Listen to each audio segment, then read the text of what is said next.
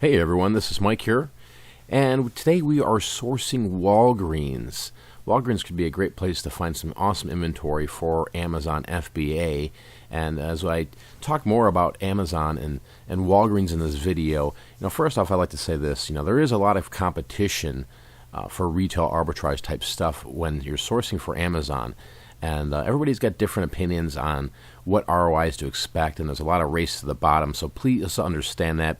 And make an educated decision before you make any purchases to flip on Amazon FBA. But yeah, let's get into this video right now. So I love shopping at Walgreens, man. I mean, not just only the fact that you can, if you're a member, you get bonus points and all these kind of cool discounts. So, but what I love about Amazon and Walgreens, it's the fact that there is unique items there. There's a lot of, especially toys. There's some one-off chase figures. There's all different types of toys that you can source at Walgreens here and find some great deals. But usually from my experience sourcing at Walgreens, I'm finding a lot of these toys around the quarter four. Again, in the summertime when new figures are released, there's a lot of great opportunities for that.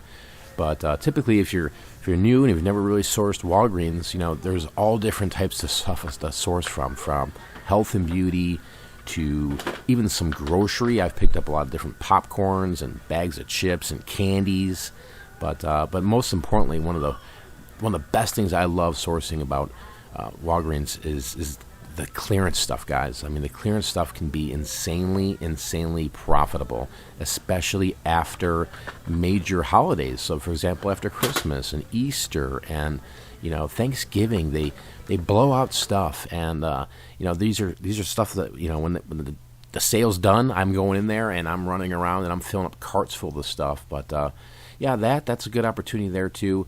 Definitely look at the toys. There's Walgreens is actually getting more and more different types of toys in. It seems like every month they've got new lines of stuff that's only exclusive to them.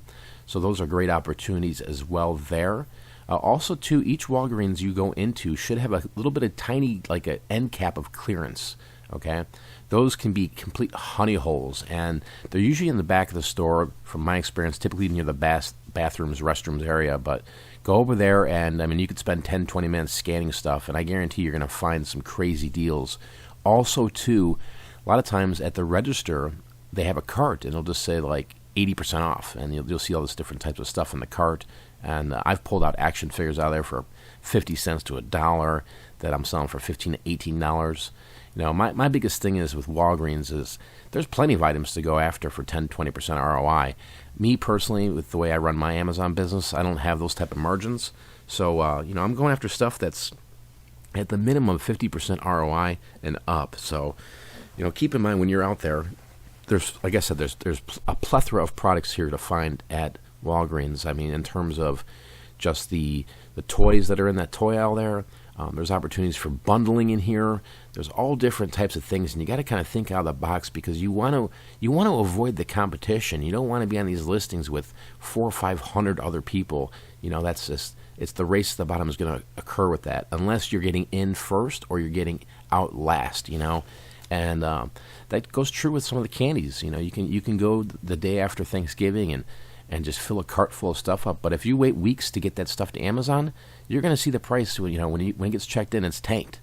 So what I like to do is I get the stuff and I bring it home and I get it out the door right ASAP. And usually I'm one of the first people there, and I'm crushing it with stuff like Hershey's candies. I mean, getting the stuff for 25 cents a bag and selling it for $9 a bag, it's insane. But it's like anything else. There are some risks, and basically these risks are just, you're taking a chance buying a product and assuming that it's just going to sell right off the bat.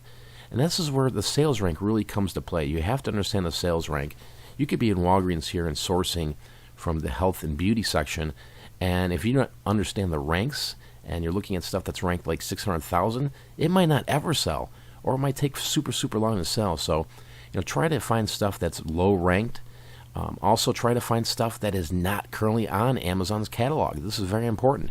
You can do big time stuff on Amazon if you're the only person selling this item. So, and if it becomes popular, and there's lots of ways to promote your listings to get it in front of people and get it in front of those buyers, those Prime members. But yeah, So hopefully you guys really enjoyed this video here. I had a blast here. This was around Christmas time. I went out here and sourced some stuff, and this one I've hit probably, gosh, so many times. But in this trip here, I was just mostly focused on grabbing a couple items, and just as you can see, I just grabbed a couple, and I was in and out in no time. So hopefully you guys enjoyed the video. Until next time, I'm out of here. Peace.